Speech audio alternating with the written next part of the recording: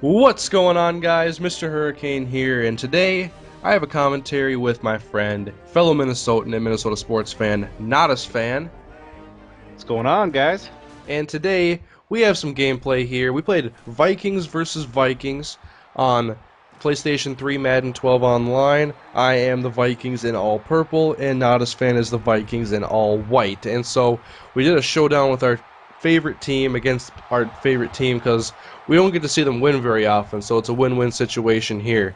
And so today, we're pretty much be talking about the state of the Minnesota Vikings and maybe even get into some more Minnesota sports. And so, what do we have to start it off?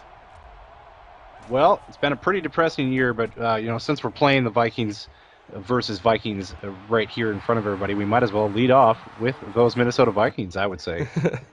Alright, well, I have the stats on my screen right now, and everybody probably remembers if they watched football for a few years that people used to say you had to stop the run and you had to be able to run the ball if you wanted to be successful.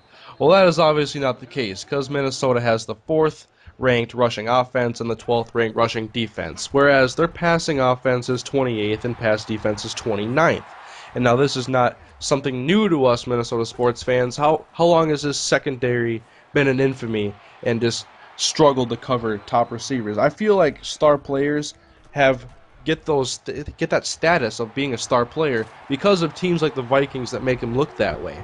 Calvin Johnson, Dwayne Bowe, guys have had big games this year, big name players, and we don't have a guy that can match up on him, especially with Chris Cook out with his felony charge, whatever's going on there. I don't really pay any attention to it because he's not on the field, so kind of seeing at what's going to be looking forward, and that's really the NFL draft for a 3-12 team.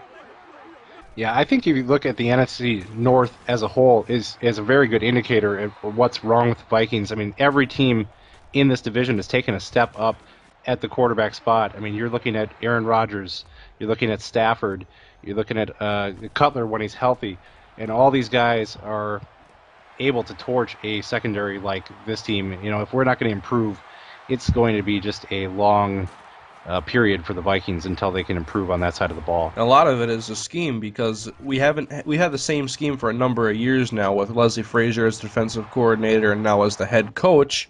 It's the Tampa 2 defense. It's what Leslie Frazier learned under Tony Dungy, and obviously it worked for the Buccaneers a few years ago when they won the Super Bowl, but obviously a lot of things have changed since then, and we don't exactly have the right personnel to run this type of defense. I mean, we do have a pretty good front four. I don't think Kevin Williams has had the best year of his career, but Jared Allen has definitely had impressive numbers this season, and what I think the most important positions other than defensive line are your 2 safeties and your middle linebacker. And we have a 6th-round rookie starting at safety, and then we also have Jamarcus Sanford, who's been inconsistent, and it's just been a mess at safety. And like when the Buccaneers were good, they had John Lynch. We don't have anybody near a John Lynch, and then our middle linebacker is E.J. Henderson. And in a zone defense, you need speed, and he has none. He's an excellent run stopper, but he's not very good against the pass at all. Well, it's amazing to see E.J. Henderson on the field at all after that horrific injury a year ago, and just to see him back is quite amazing. But yeah, you're absolutely right. This team, when healthy, has issues lining up with offenses, but with all the injuries we've sustained this year, has just made this even more of a glaring problem for sure. Yeah, definitely, and that's why you have to pick the blueprint from the Packers. They showed everybody how to do it. New England Patriots do it this way. Build your team through the draft. Obviously, with young talent, learning your system, your way from the beginning is the best way to go about it. And also on your payroll, because in the NFL there is a salary cap. And now, would you rather draft some guy that is eventually going to be great and you sign him to a deal, or you pick up a guy who's already a veteran, already has that status, and you're paying him a lot of money from the very beginning?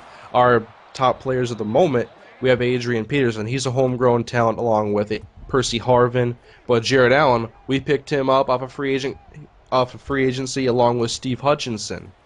And that also gives you less time with those players. Obviously, Steve Hutchinson, probably near the end of his career, might play for 1 or 2 more seasons, but he's only like a serviceable guard at best right now, and nowhere near top form.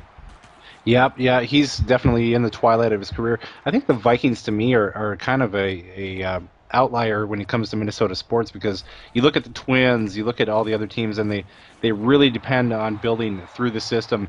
The Twins very much give those that have come up through the system their first chance. They do not make a big splash in the free agency, and Ziggy Wilf has changed that a little bit with the Vikings. Obviously, with Jared Allen being the first. There's been some hits and misses. Berrien didn't work out. Jared Allen was a good one. And, the jury's out, I guess, 50-50 on Favre. There's no denying that Brett Favre was lights out the first year here. But the second year might have been the turning point, obviously, in his career. But very much a departure where they went free agent-wise with the Vikings. Yeah, and you look at the Timberwolves, they're 0-3 at this point right now in the season, but they've been a lot more fun to watch. They have a lot of young talent with Kevin Love, Michael Beasley, Ricky Rubio, and Derek Williams. And, they're phasing, Rubio into the starting role. He's not a starter yet, 3 games into his NBA career. Just talking about some Timberwolves basketball a little bit because they have a chance to win some more games than the Vikings this year, I hope. And well, the thing with the Timberwolves too, that 0-3 start's a little misleading. Yeah, they had a clunker in Milwaukee, but the 2 home games were, like you said, they were fun. They were fun to watch. They were in them, and they're playing top flight competition right now. I mean, that was the Heat out there tonight. They lost to by 2 points, and then the same thing. They took Oklahoma City down to the wire. And this Rubio kid is going to be fun because he's got that vision like nobody else out there. And tonight he pulled out the double-double. He had 12 points and 12 assists. So, I mean, I think we definitely have something to look forward to with him as he gets more comfortable in that lineup. But the Vikings are always the team that's been closest to my heart, and I love this team. But 3-12, gotta look forward now at something better than we have right now. And NFL draft right now slotted for the number 3 pick, but with a win in Chicago, it could drop to the 4th, 5th, or 6th selection. Now, the 3rd selection, many experts would believe that they might trade that pick to somebody who wants Robert Griffin. And the draft stock, the trade value of that pick, looks like about 2 first-round draft picks, which would be pretty huge. A first round this year trading down, and then one next year as well. I think the Vikings' best option, honestly, if you can't get Matt Khalil, you trade down and you snag Morris Claiborne or Dre Kirkpatrick, a cornerback or something. In the first round, you get mainly 3 big needs. That's offensive line, and then the defensive backs and wide receiver. And wide receiver is not one of those things I think we need to address in the first round because we have a lot of other issues, especially at offensive line. This team needs quantity as well as quality in the draft. They need to address a lot of issues. And you want to make sure you can actually get some decent picks out of those last round selections. Like, I see a lot of guys that get picked in the 6th or 7th round. Look at KJ Wright out in Seattle. He took Aaron Curry's job, and he's doing a great job with that Seattle defense. I mean, exactly. This front office we have has been so hit or miss. It's been one end of the spectrum or the other. It's been Adrian Peterson, Percy Harvin, the 1 year with Brett Favre, Jared Allen, and Steve Hutchinson. But then you look at trading down last year to get Chris Cook, Tyrell Johnson in the 2nd round that hasn't panned out yet. He has in my franchise though. And just things like that. Donovan McNabb, that didn't work at all. This will actually get us off the path of getting these veteran quarterbacks in to start, obviously, with Ponder hopefully being the future and not really taking into consideration too much of all his stats because he is a rookie. But that we did see what he could be in his first game as a starter against Green Bay, and that's kind of the standard we've all held him to since then because that was in my opinion, his best game. I think by far that was his best game, and I think people are way too quick to elevate him to the status that he's arrived. Those same people have to kind of look back and say, hey, this is a rookie. He's going to have some growing pains and go through some things as he develops. I mean, look at this defensive line or this offensive line. I mean Charlie Johnson, left tackle. He's probably a much better guard than he is a tackle. And you look at receivers. Sure, you have Percy Harvin, but teams can cover him. And he also has some injury trouble. He's not in on every snap. And so it's guys like a Romish that need to step up. And then Camarillo's playing a lot more now. And it's just we need more consistent threats out there. And I think there's some good options in the draft this year. I mean, not even if we get Blackman. There's still other good options. I wouldn't expect us to get Michael Floyd out of Notre Dame. But there's guys in the 3rd round Like Marvin McNutt, I've seen him play because he plays in the Big Ten. He plays for Iowa. He's a tall receiver, a number one type of receiver. He's got speed, athleticism, and quickness, and that's what I want us to bring in. A guy like him. And McNutt is a beast at NCAA 12, by the way. I just had to throw that in there. But yeah, it would be great. I think you're right. I think you can address wide receiver later on.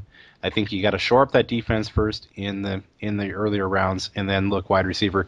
Give Ponder some options. Yeah, I'm truly cannot wait till the state of Minnesota sports is elevated once again. It seems like maybe I'm a little bit older when I remember the days of the early 90s when we hosted a Super Bowl. We had a Stanley Cup final. We had teams that were relevant, all in that 1 year time frame where everything seemed to be happening. We were the center of the sports world. And very much looking forward to having those kind of situations again here in Minnesota. And I haven't been alive to see that many, so I'm looking forward to those days. I don't know what they're like yet, so hopefully things pick up soon. And that is probably going to wrap up this commentary. We'll have more to come soon, I'm sure. More State of the Minnesota address and Vikings in general, as that is our main team. And so thank you guys for watching this dual com, and leave your feedback if you want some more of this. I thank my friend Nadasfan for coming out and doing the dual commentary here at 1 o'clock in the morning. Never a problem at all. And I also want to say, just make sure to check us both out on Machinima Sports as well if you get the chance.